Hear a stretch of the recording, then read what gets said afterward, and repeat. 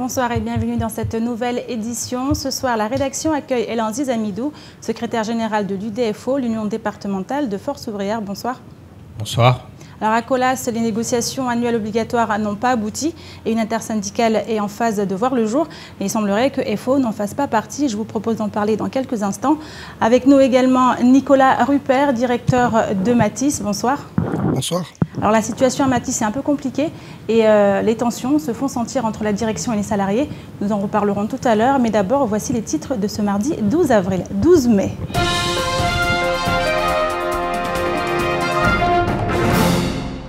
Le coup près est tombé. Comme attendu, Mahamoud Aziari a été démis de ses fonctions de directeur de la CIM. Seuls 2 votants se sont exprimés en faveur de son maintien en poste. Retour sur une journée sous haute tension. La bombe est lâchée. Ce matin, sur notre plateau, un salarié de la Colas a accusé sa direction de corrompre un délégué syndical de Force ouvrière. De l'huile sur le feu avant un nouveau conflit social qui s'annonce d'ores et déjà musclé. Des grèves à répétition qui paralysent Mayotte. Les conflits sociaux s'enchaînent, mais quel impact sur l'économie? Nous sommes partis à la rencontre de commerçants pour savoir comment ils vivent un climat social compliqué. Reportage à la fin de notre édition.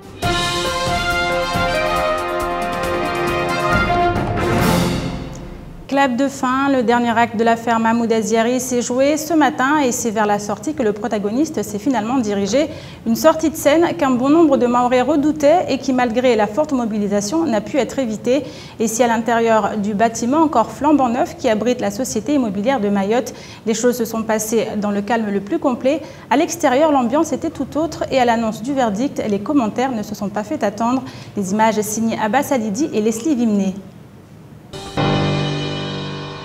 Dans la foule venue en masse apporter son soutien à celui qu'on appellera désormais l'ancien directeur de la CIM, colère et indignation se lisaient sur les visages.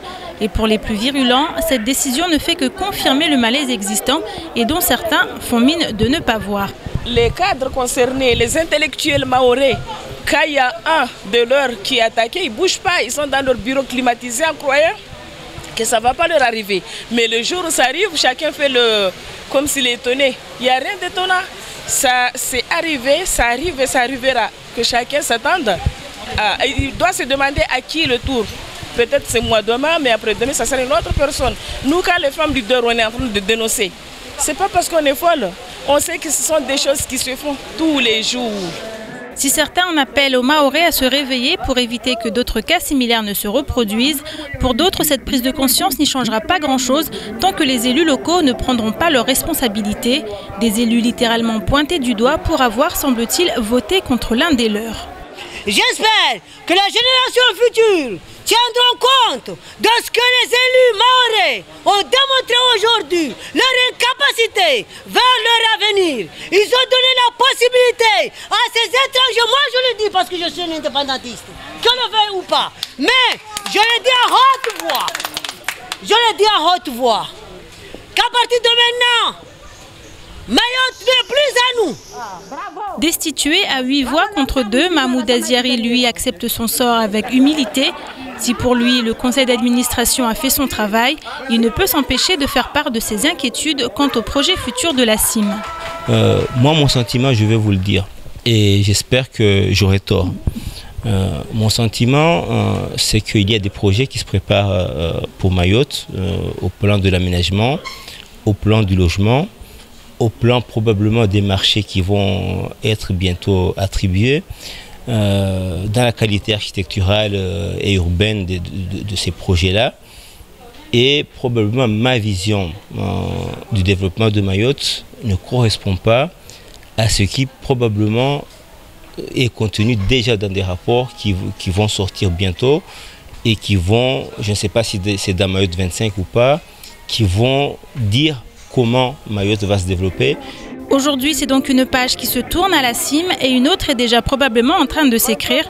Et si pour un grand nombre de Mahorais, Mayotte doit se construire avec des Mahorais, il y a fort à parier que le successeur de Mahamoud Aziari n'aura que peu de temps pour prendre la mesure de la tâche qui sera désormais la sienne.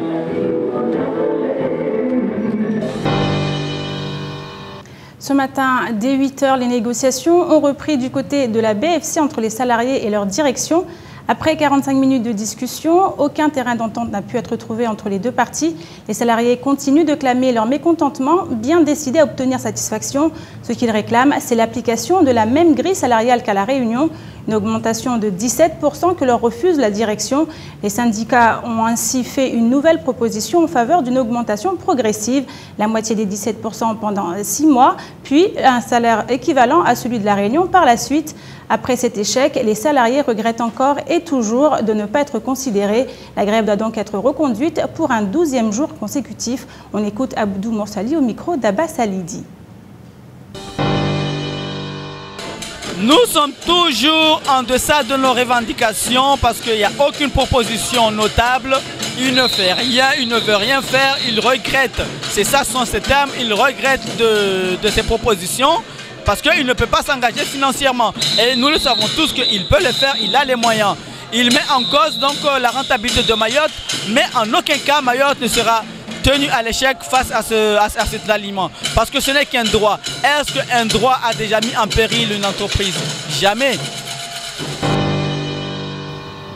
On le sait, depuis plusieurs jours, les négociations obligatoires annuelles n'ont pas abouti entre les salariés et la direction de la Colas.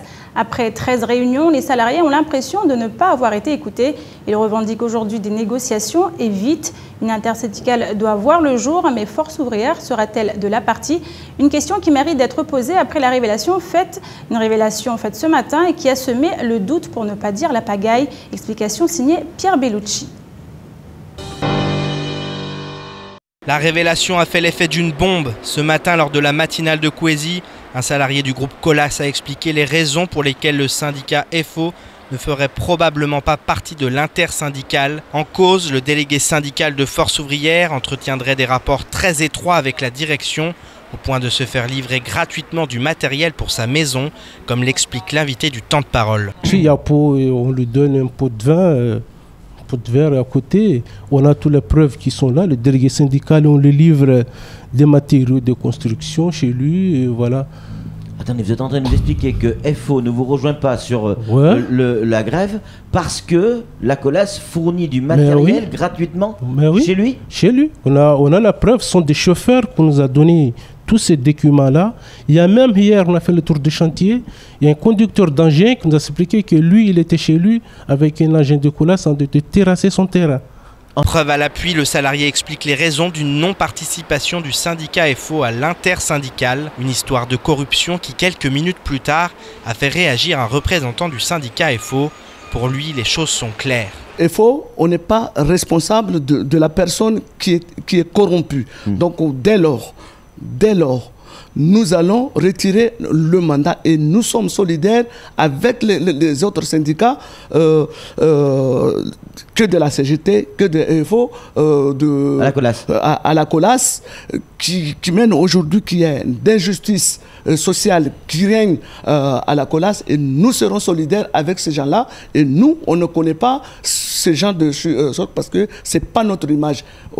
Une personne ne va pas gaspiller notre image. Une histoire qui fait tâche et qui risque fort de faire monter la pression entre salariés et direction de la Colas. Une chose est sûre, l'affaire n'en est là qu'à ses prémices.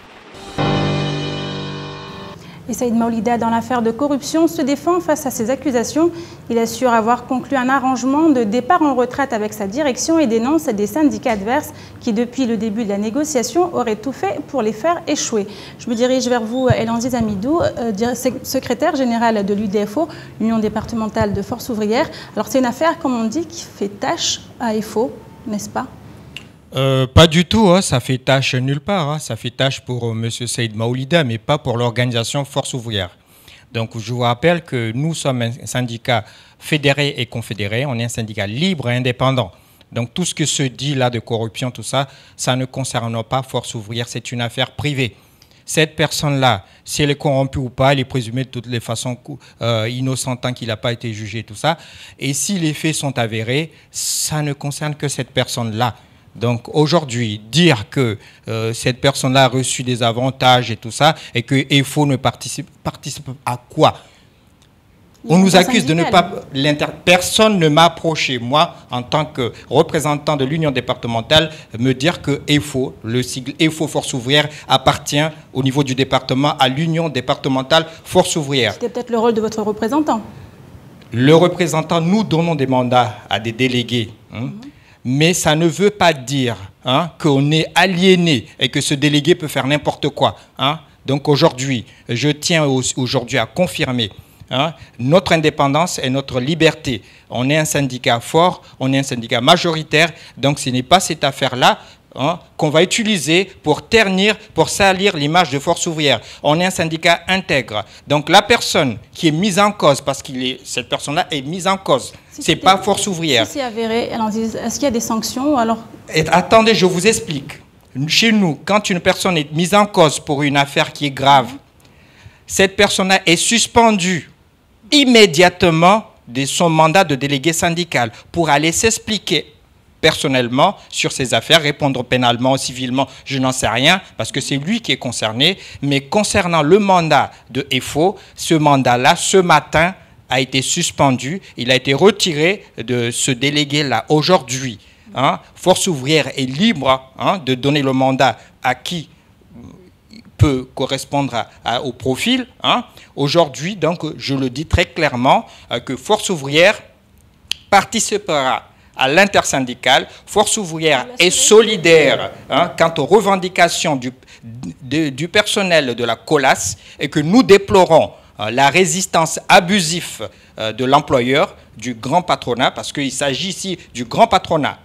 Donc nous déplorons la résistance abusive et qui, au bout de 13 réunions, on n'a pas pu aboutir à des résultats sur le NAO. Moi, je trouve que ça suffit. Il va falloir que l'employeur fasse preuve de responsabilité sociale. Donc aujourd'hui, ce n'est pas à nous de vous démontrer de notre intégrité. Donc aujourd'hui, cette affaire-là ne concerne pas Force Ouvrière, il concerne Saïd Maoulida, qui va s'expliquer dans vos ondes ici, sur le plateau, en tant que personne particulière, mais pas au nom de Force Ouvrière. Aujourd'hui, Force Ouvrière a repris sa liberté et Force Ouvrière s'exprime aujourd'hui, en ma personne, pour clamer haut et fort qu'on est un syndicat libre et indépendant et que nous soutenons l'intersyndicale. D'ailleurs, vous verrez dans les courriers, le sigle de EFO y est. Et il sera toujours parce que c'est cela l'unité, c'est cela l'unité dans l'action syndicale. Mais c'est pas ce que j'ai entendu comme quoi EFO ne veut pas quoi. Alors, concernant les revendications des salariés de COLAS, quelles sont-elles réellement ? Les revendications des salariés de la COLAS, ce ne sont pas des revendications qui sont différentes de tout ce que tous les salariés de Mayotte réclament, à juste titre. C'est avoir un niveau de vie décent face à la cherté de la vie au niveau du département. Voilà, de pouvoir négocier des salaires, des augmentations et tout ça, et qu'on puisse avoir le sentiment d'être écouté et d'être soutenu par l'employeur. Ce n'est pas le cas. Donc aujourd'hui, nous déplorons cet état de fait et nous invitons à la société COLAS, à sa direction, de faire preuve de responsabilité sociale et qu'on n'en arrive pas à un blocage qui va nous amener à un mouvement social. Donc cet engrenage-là, il va falloir qu'à un moment donné, on l'arrête et qu'on fasse preuve vraiment de responsabilité et qu'on puisse croire qu'à Mayotte, le dialogue social, c'est possible, avec un minimum de volonté. Donc il faut de la volonté dans cette affaire-là. Vous êtes prêt à aller jusqu'au bout, jusqu'à obtenir satisfaction sur ces revendications-là? Mais écoutez, il y a l'intersyndicale qui se met en marche pour réclamer le dialogue social, mais c'est en cela. Donc nous, on est solidaires. On continue à proposer le dialogue social. Si ça ne marche pas, il y aura sûrement un blocage et il y aura un mouvement social. Comme d'habitude, comme on a l'habitude de le faire, on continue. C'est ça le syndicalisme. Quand le dialogue social n'est plus présent, c'est le mouvement social qui prend le pas. C'est ça la République. On ne peut pas faire autrement. C'est comme ça comment on s'exprime quand on a des revendications. Merci beaucoup, Hélène. On continue. À la grève à Matisse continue, elle aussi. Les discussions n'ont rien donné. Les salariés ont décidé de continuer leur action. Ils ont bloqué le rond-point de Longoni ce matin pour protester contre la direction qui refuse d'entendre leurs revendications concernant la rémunération des travaux effectués pendant les vacances scolaires. Un mouvement qui lui aussi se durcit avec des dégradations constatées dans la nuit sur des moteurs de bus. Explication dans ce sujet signé Pierre Bellucci. Les grèves se suivent et se ressemblent ces derniers jours. À Matisse, les discussions ne donnent rien et les salariés sont déterminés à aller jusqu'au bout pour obtenir ce qu'ils veulent. Les bus ne circulent pas et les élèves ont raté une seconde journée de cours cette semaine. Une situation gênante contre laquelle la plupart des élèves s'insurgent. Ça me pénalise parce que moi je suis déjà en première là, je peux passer chez beaucoup de cours. À cause de ces grèves-là, depuis hier, moi je ne suis pas allé au lycée, je suis toujours là en train de galérer et c'est pas bien. Là, j'avais un examen aujourd'hui même que je devrais faire, j'ai pas pu parce qu'il y a une grève. Du coup, c'est pas possible ça. Arrêtez parce que déjà, je sais pas si c'est l'argent qui vous intéresse et tout, mais nous on a envie d'étudier, c'est tout ce qu'on a envie. Arrêtez de faire vos grèves et tout. Pour moi, franchement, c'est trop difficile parce que ils attendent que juste au moment qu'on fasse les épreuves de bac, que voilà, ils grèvent. Donc, je vis une situation, franchement, c'est difficile pour moi. De leur côté, les salariés expliquent avoir décidé de bloquer la route car ils ont été lésés par leur direction. Ils sont prêts à engager un long rapport de force s'il le faut, comme nous l'explique ce salarié désabusé. Le barrage manager a négociation avec les chefs Warambi Ambakasi Kawastoa bus dépôt. Raïma Soubivan Paramba va bus zangine Zalawa Zuruleo. Du coup, décider de parer. On a d'abord viré na service minimum ambulance, pompier na wanyahe. Parer viré, ne achina réagisse à régler bus au dépôt. Amba yo responsabilité de remettre en jeu ne karbala pare yor kubali. Benika karahi marashuka parenda bala pare. Kartu para shuri tsara mo roket stu depo amar roket stu kalte kartsena kartu para na way service isfanyo au minimum du coup toujours as para marqué na magaria circule. La direction déplore de son côté de nombreuses dégradations sur les bus.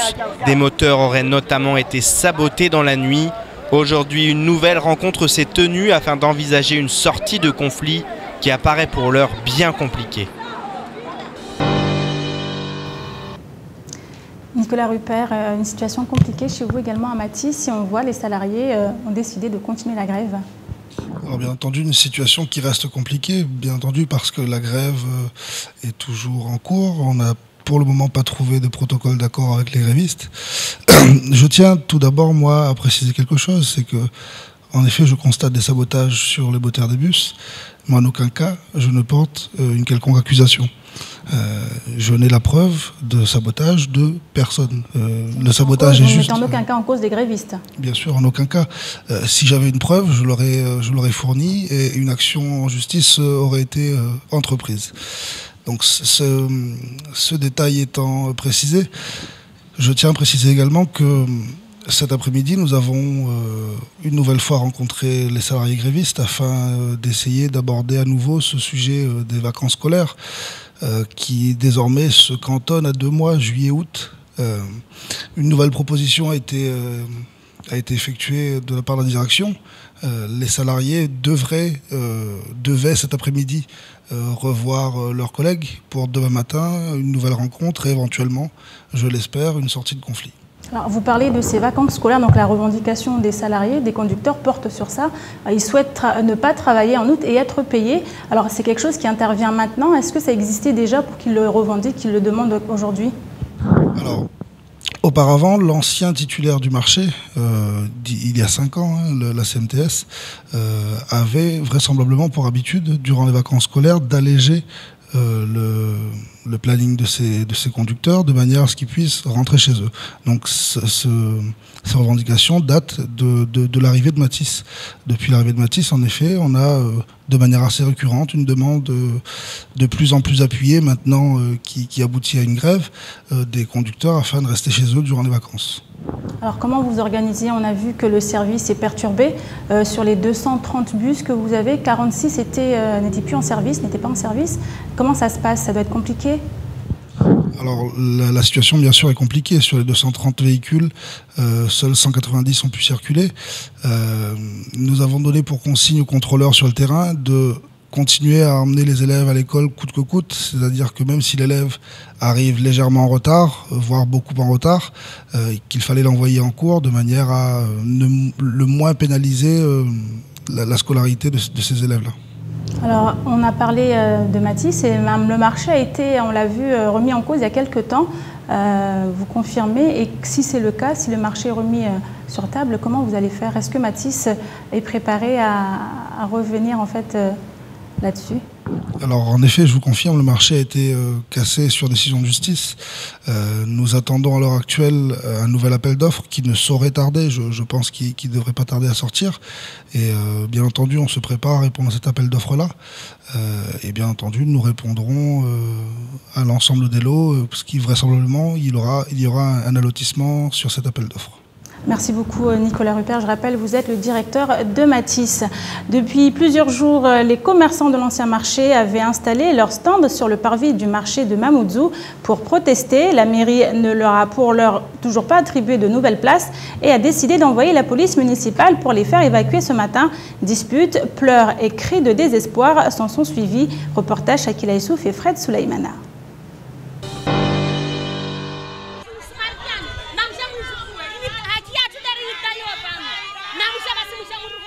Nous ne pouvons pas faire du bon travail dans la propreté avec le ventre vide. Le slogan résume toutes les revendications. En colère, ces commerçants délogés de l'ancien marché depuis 3 mois demandent un espace pour vendre leurs produits. Cette commerçante s'adresse directement au maire car elles sont souvent confondues avec les vendeurs à la sauvette. Elles estiment avoir le droit d'exiger un lieu décent pour travailler étant donné qu'elles s'acquittent de leurs cotisations. Waelewa wasi basi mgeni neka mgeni na vote wa mgeni na wa bilitengo wote mgeni be mana mgeni waika vote mkasina makirita so waika vote basi mana tinile wajufanya baba o wageni nede waye mgeni waja waye mzuani leo nangalede wanya hasungale mtu ashimaure nangalede mnyahe mzuani au wao warongo wao ambarende hatu ohorende raude lijumomo harumai komini yatu ini ti komini ya shimamu dutu ini ti bazade ya shimamu dutu ini mtapere pasumanyiti momo pia. Et si d'autres comprennent l'action de lutte en faveur de la propreté et de la sécurité de la nouvelle équipe municipale, il n'empêche que le sentiment d'injustice et de désespoir est criant.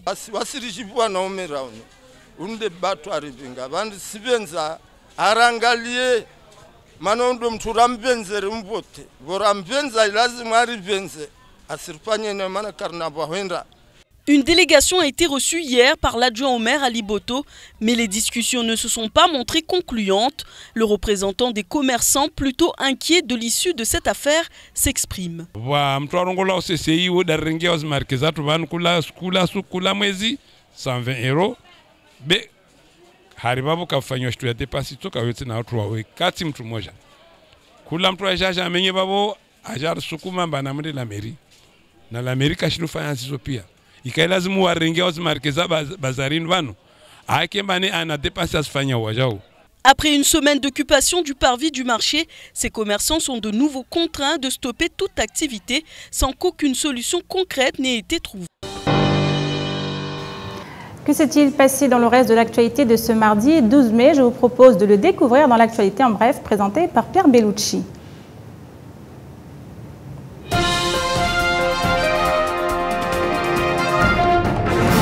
Après une baisse de 4,8% en 2013, la création d'entreprises à Mayotte augmente de 0,6% en 2014.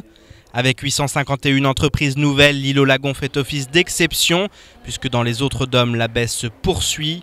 Le recul en Martinique est par exemple très inquiétant avec 11% de création en moins par rapport à 2013.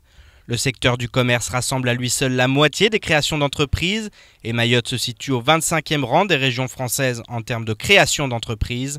A noter cependant que ces chiffres positifs sont à relativiser dans la mesure où plusieurs entreprises en cessation ne sont toujours pas enregistrées, puisque le tribunal de commerce a été fermé pendant une bonne partie de l'année 2014. Il n'a rouvert au public qu'en janvier 2015. Une nouvelle histoire de viol dont on se passerait bien d'entendre s'est produite jeudi dernier. Dans la commune de Dembéni, un jeune homme s'enferme en compagnie d'une fillette de 4 ans. Lorsque la sœur de la petite s'en aperçoit, elle prévient immédiatement la mère du présumé violeur. Cette dernière tente de lui faire ouvrir la porte, mais ce n'est que plusieurs minutes plus tard qu'il daigne lui ouvrir pour prendre la fuite. Sa mère décide de ne pas appeler les secours, mais de nettoyer le banga, ainsi que la petite victime porteuse de traces de sang sur les jambes. Ses parents, de retour du travail dans la soirée, alertent alors les secours et la police. Le présumé coupable est rapidement interpellé et placé en détention provisoire, tandis qu'une information judiciaire est actuellement en cours. Le ton monte à SFR. Les salariés du groupe réclament, au même titre que ceux de la BFC, un alignement des salaires par rapport à la Réunion. Un énième mouvement qui pourrait rapidement prendre de l'ampleur. Un préavis de grève a ainsi été lancé pour demain matin. Enfin, Serge Girard, l'ultramarathonien qui avait entamé un tour du monde à la rame le 8 mars dernier, a été contraint d'abandonner. Parti de la Réunion, il avait été ravitaillé il y a quelques jours par un navire militaire français au nord de Mayotte. Mais la mer déchaînée dans le canal du Mozambique l'a obligé à rendre les armes. Dans un état de santé critique après avoir parcouru près de 2800 km, son courage n'a pas suffi et le Normand a dû être secouru et rapatrié sur l'île aux Lagons où il se trouve actuellement.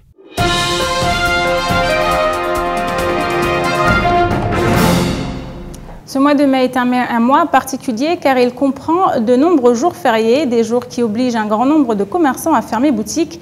Mais cette année, au-delà de ces jours fériés, les mouvements sociaux qui se multiplient chamboulent l'économie mahoraise. C'est en tout cas ce que nous ont expliqué plusieurs commerçants de la capitale. Reportage signé Shakila Essouf et Fred Souleymana. Colas, Matisse, Orange, Smart, BFC, les mouvements sociaux agitent l'île aux Lagons depuis plusieurs semaines, entre manifestations dans la rue, blocage des routes ou encore occupation des locaux. Mayotte vit au rythme des revendications.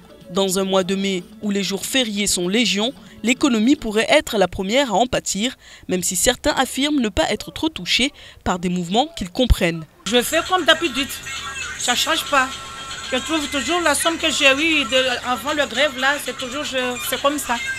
Si cette femme semble s'accommoder de cette situation, pour d'autres, les choses sont beaucoup plus complexes. La grève à la BFC bloque notamment un grand nombre de commerçants et de salariés qui ne peuvent pas encaisser leurs chèques ou ne reçoivent pas les virements. Retard dans les factures, dans les loyers, fournisseurs en colère, la situation n'est pas simple pour tout le monde. Pour le moment, bon, on n'a pas le choix, on est obligé de subir ce qui se passe jusqu'à ce que la banque ouvre. En plus, on a aussi beaucoup de chèques. Notre banque et la BFC, on a beaucoup de chèques. Les chèques, on les encaisse, mais bon, ne sont pas toujours comptabilisés. Ces grèves ont souvent pour but des revalorisations salariales ou plus exactement un alignement avec les autres départements afin que les salariés soient traités à égalité avec le reste des Français. Des demandes pour gagner plus ou obtenir des conventions collectives, mais peu de réponses et des habitants qui payent les pots cassés. Du classique pour une île où le manque de considération est devenu monnaie courante. Jusqu'à quand? Avant de terminer, Lanziz Amidon, on l'a vu dans ce reportage, on parle de tous ces mouvements sociaux qui se multiplient. C'est un mouvement qui va continuer encore longtemps? Bah, écoutez, encore heureux qu'on ait des mouvements, qu'on n'ait pas la révolution ou les émeutes. Donc moi, je pense que c'est ce qui se fait, c'est républicain, c'est ça la République. Quand il y a des revendications, quand il y a des gens qui se sentent frustrés parce que le grand patronat résiste quant à l'évolution d'un jeune département comme celui de Mayotte, je pense que l'expression normale de ces revendications-là, c'est les mouvements sociaux, c'est tout ça. Donc ça, il n'y a rien d'étonnant. C'est comme ça, comment ça se passe à Métropole, à La Réunion. Quand ça se passe à Mayotte, vous vous étonnez, est-ce que c'est normal ou pas? Sur l'économie Écoutez, les conséquences, on est dans un système républicain. hein, où la régulation se fait avec les syndicats et tout ça pour éviter qu'on ait la révolution. Hein. Donc aujourd'hui, il vaut mieux qu'on ait des mouvements comme ça au lieu d'avoir des émeutes et la révolution totale.